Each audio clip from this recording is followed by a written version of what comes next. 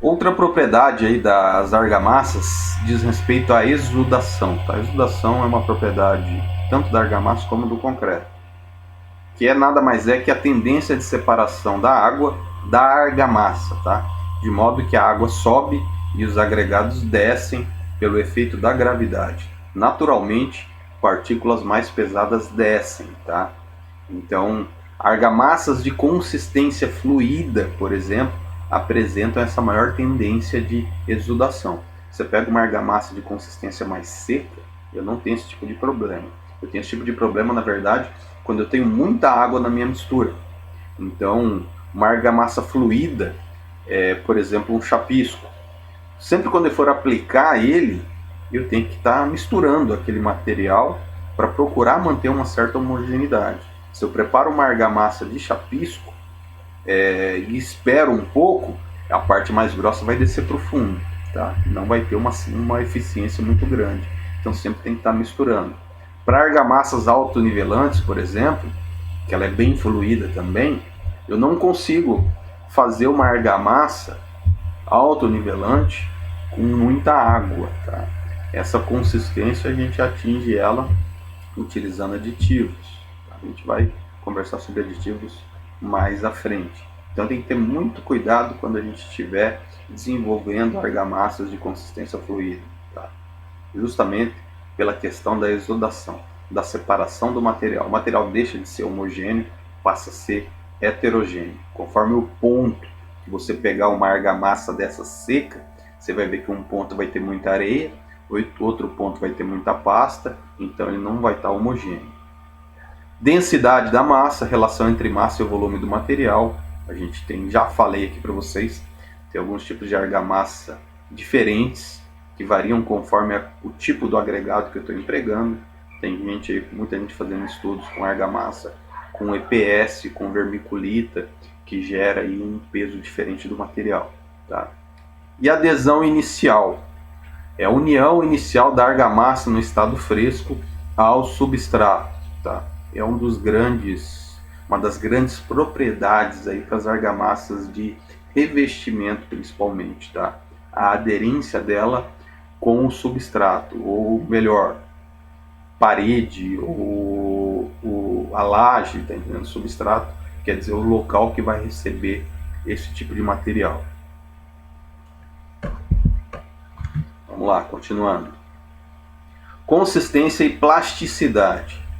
Geralmente, o único meio direto do qual o pedreiro dispõe para corrigir a trabalhabilidade da argamassa na obra é alterar a quantidade de água, uma vez que as proporções dos componentes são pré-fixadas. Você passa para o pedreiro a mistura. Então ele vai utilizar tantas partes de cimento, tantas partes de areia, tá? E tantas partes de água. De repente essa quantidade de água que está na mistura, ela não é o suficiente para atingir uma trabalhabilidade adequada para emprego.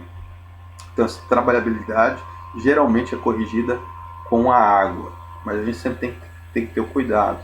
A água nem sempre ela está ao seu favor, tá? Então a gente tem que cuidar, porque o acréscimo de água gera uma série de problemas.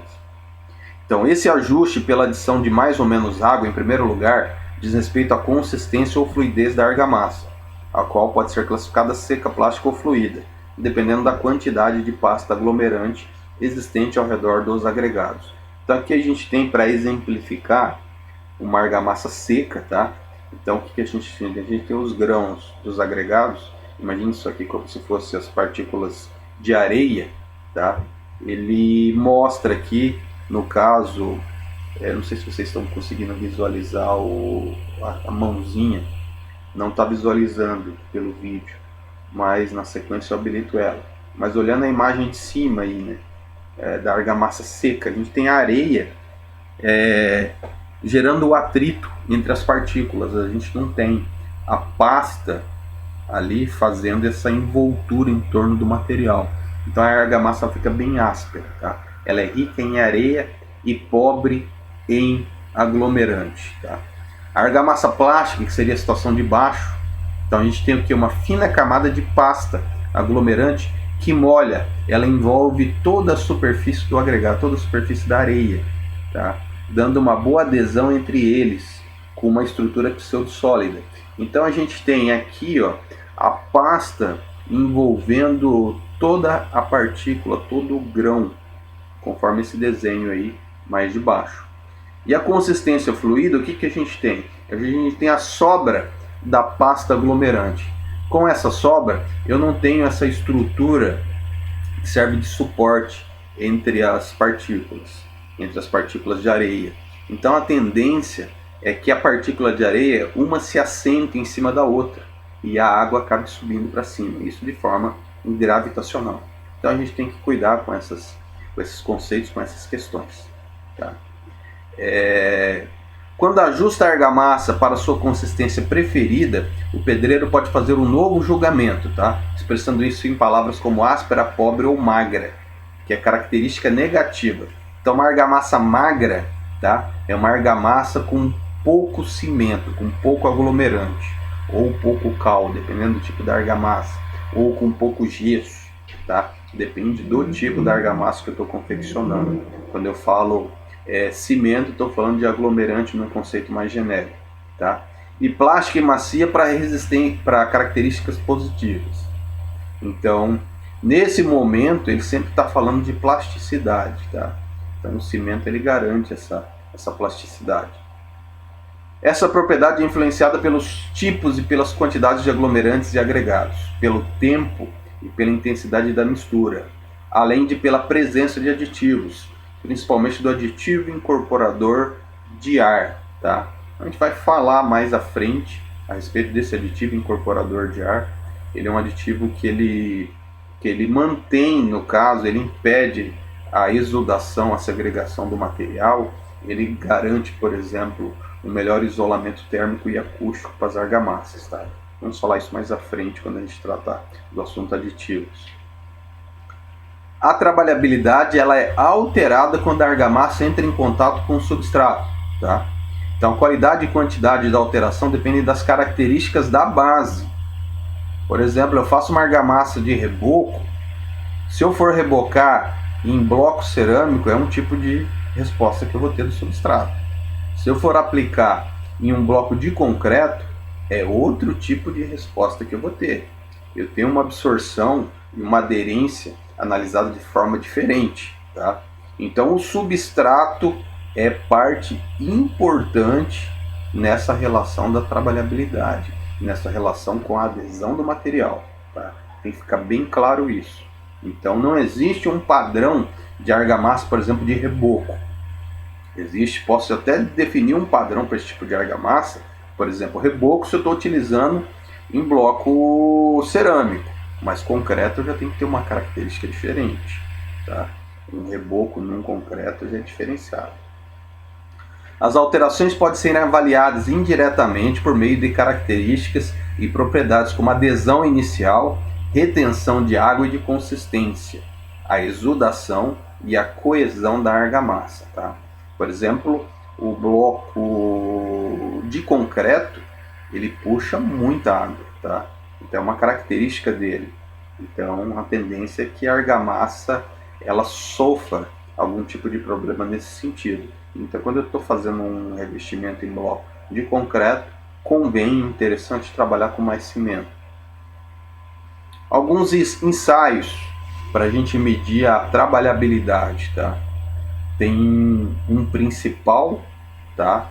Que é o flow table, que é aquela mesa que tem no laboratório, onde a gente começa a dar as pancadas nela lá, a gente começa a girar aquela manivela e ele vai dando 30 pancadas.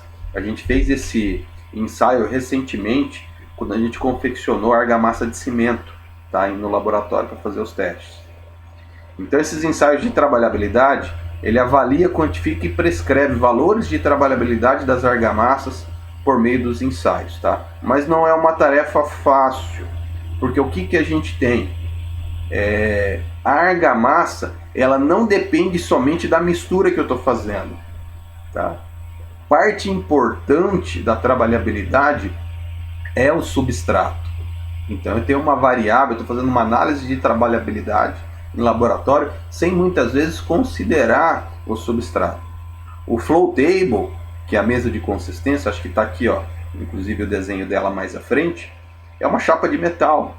Eu não faço reboco, eu não aplico argamassa em chapa de metal, salvo raríssimas exceções. Geralmente eu aplico em bloco cerâmico, eu aplico em bloco de concreto. Então eu estou considerando uma trabalhabilidade aqui em cima de um material que eu não vou aplicar ele, que não é meu substrato, tá entendendo? Então tem diferenças que eu tenho que considerar, tá? É um ensaio normatizado flow table, mas até então eu particularmente eu questiono os resultados que são considerados em função desse tipo de material. Ele pode apresentar, eu tenho que saber interpretar o resultado de uma mesa de consistência do flow table, tá? Muitas vezes ela pode ser adequada, por exemplo, um nivelante e ruim para uma argamassa plástica, depende da utilização dela.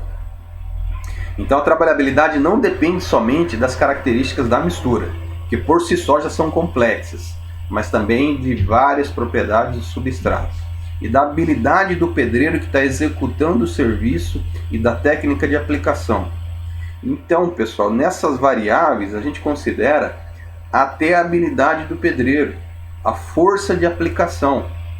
Então isso interfere diretamente nessa aderência do material. Se eu pegar ali dois pedreiros diferentes, tá?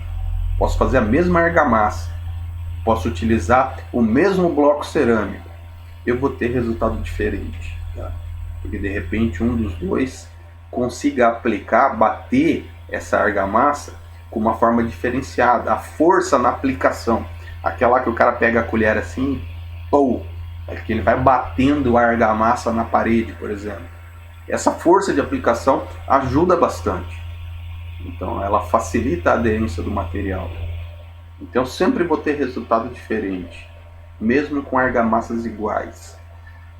Então tem uma série de variáveis que a gente tem que considerar. Não é tão simples assim a gente mexer com o cimento, com argamassa, com concreto. A gente sempre tem que considerar esses fatores. Então aqui a mesa de consistência, tá? É aquela situação que a gente já fez. Coloca aqui o tronco cônico, né? Preenche ele em 3 etapas, sendo a primeira etapa 15 golpes, a segunda 10 golpes, a terceira 5 golpes, faz o arrasamento, o acabamento na parte de cima do tronco cônico, tá? Aqui a gente tem embaixo ali a haste, né, para dar os golpes ali, para o assentamento da argamassa dentro do tronco cônico. A gente já fez isso aí, né, no laboratório na última aula. Daí a gente tem aqui a mesa, onde são dadas, girada a manivela por 30 vezes, onde essa mesa sobe e desce, são 30 batidas, com uma frequência, dá uma queda aí de aproximadamente 1 centímetro, e dá uma frequência aí de aproximadamente uma queda a cada 1 segundo, tá? Então, daí após essa aplicação, você pega o paquímetro ou outro dispositivo de medição, mede 2 diâmetros aí, tá? E considera a média entre eles, para você fazer essa análise aí a respeito da trabalhabilidade. Como já disse, reforçando, é uma análise bem subjetiva.